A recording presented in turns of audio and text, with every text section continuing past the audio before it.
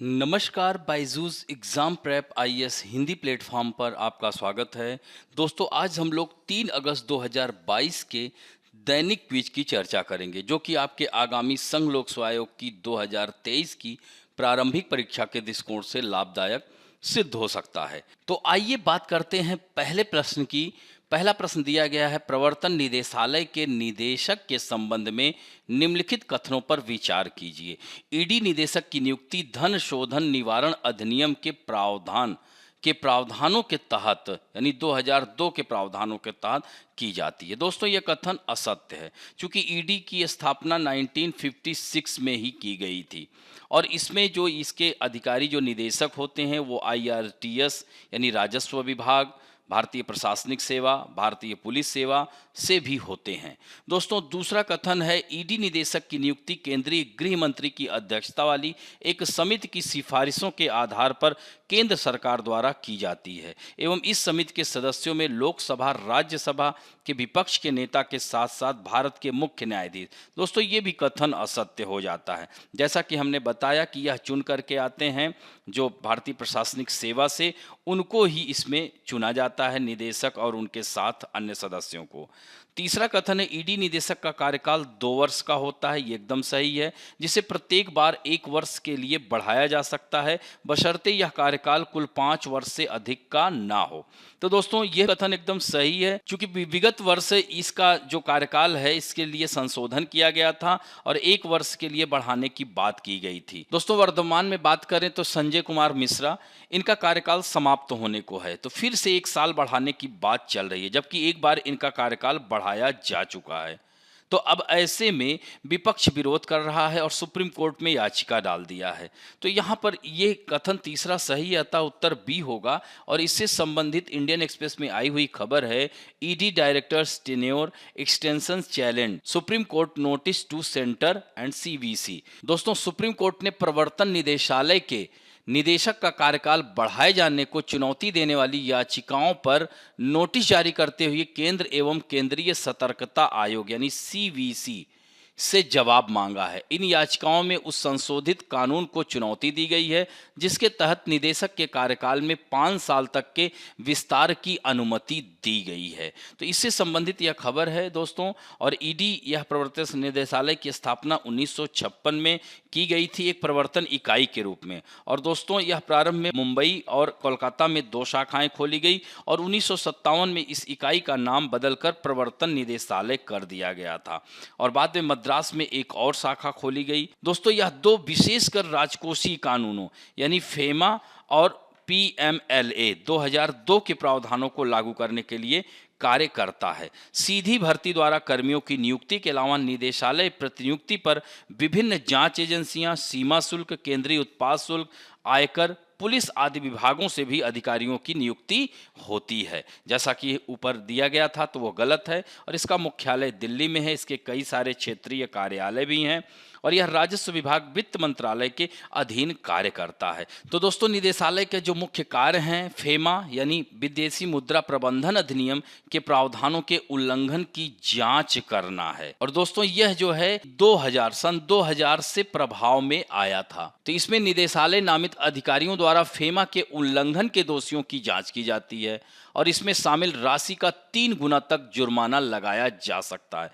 दोस्तों, money laundering निरोधक अधिनियम 2002 के प्रावधानों के तहत धन शोधन के अपराधों की जांच करना, संपत्ति की कुर्की जब्ती की कार्रवाई करना, मनी लॉन्ड्रिंग के अपराधों में शामिल व्यक्तियों के खिलाफ मुकदमा चलाना, ये सब ईडी का ही कार्य है। इसी तरह से निरस्त विदेशी मुद्रा अधिनियम 1973 का उल्लंघन होने पर जारी किए गए कारण बताओ नोटिस का न्याय निर्णय भी यही करता है।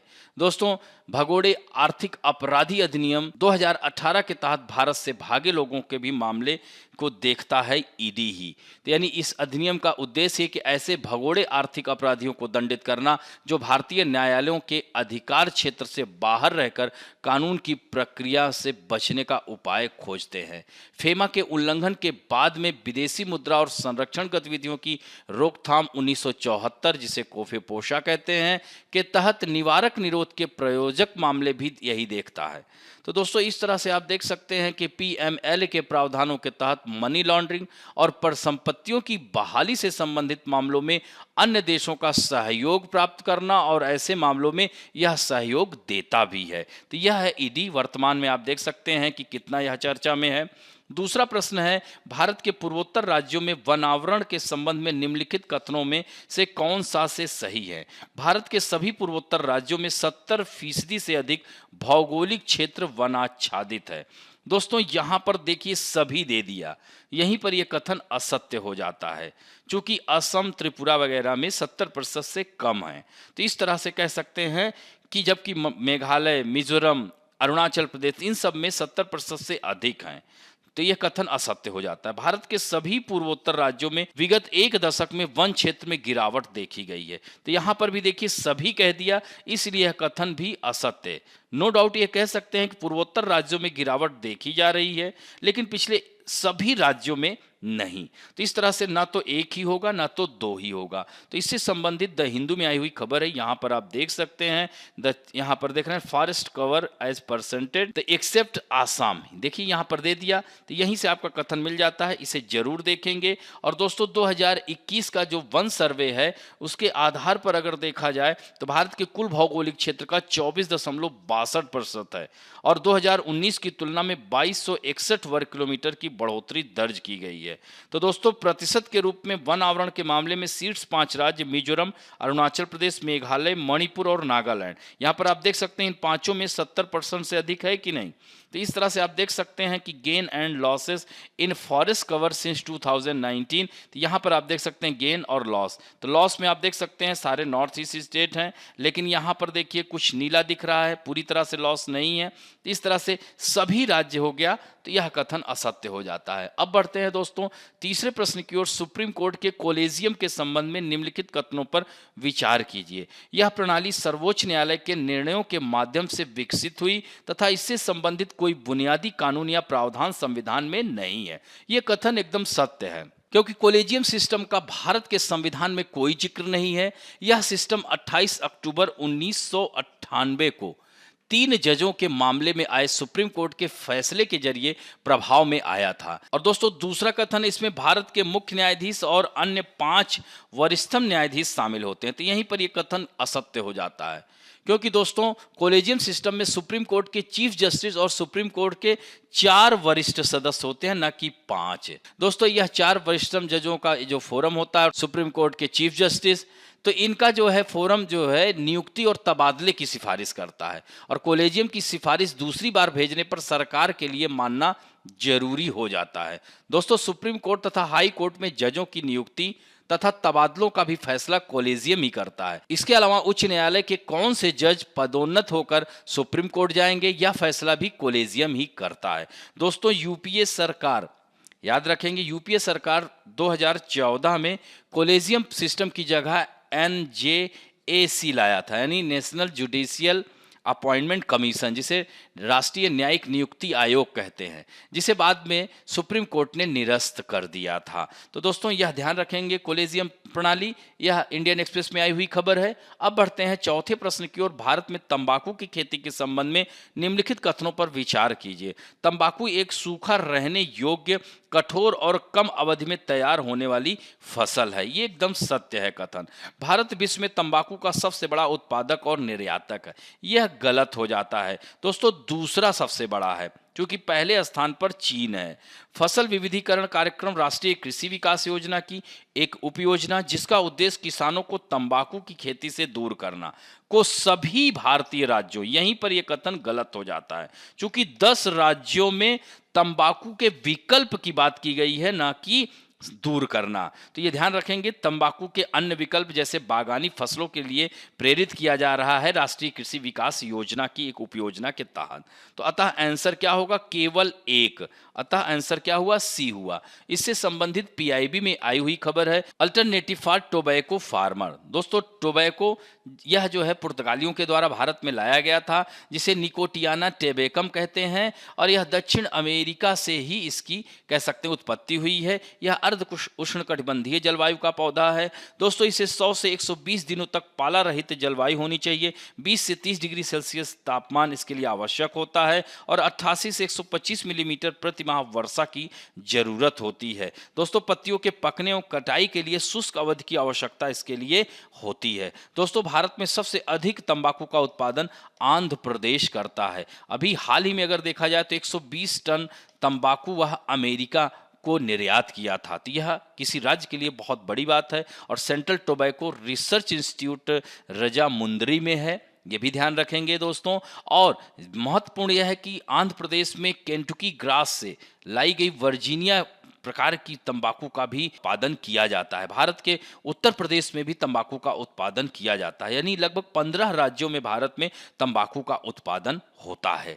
अब बढ़ते हैं दोस्तों 2019 के आए हुए प्रश्न की ओर। पांचवा प्रश्न है अटल नव प्रवर्तन जिसे इनोवेशन कहते हैं मिशन किसके अधीन स्थापित किया गया था? विज्ञान एवं प्रौद्योगिकी विभाग, श्रम एवं रोजगार मंत्रालय, नीति आयोग, कौशल विकास एवं उद्यमिता मंत्रालय। तो दोस्तों इसमें उत्तर होगा नीति आयोग। दोस्तों अटल नव प्रवर्तन मिशन संघीय बजट 2015 में की गई घोषणा के अनुरूप नीति आयोग के अधीन स्थापित किया गया। इसका उद्देश्य देश भर में स्कूलों, विश्वविद्यालयों, अनुसंधान संस्थानों, एमएसएमई क्षेत्र तथा औद्योगिक स्तरों पर नवाचार और उद्यमिता को बढ़ावा देने का बेहतर वातावरण बनाना है। और दोस्तों यहाँ पर नीति का मतलब क्या हुआ? National information of transforming India, NITI Aayog. तो इसकी स्थापना 2015 में, यानी यह कह सकते हैं कि योजना आयोग की जगह बनाया गया था। प्रधानमंत्री इसका अध्यक्ष होता है। अब बढ़ते हैं आज के फैक्ट ऑफ द डे में उद्यम पोर्टल की बात करेंगे।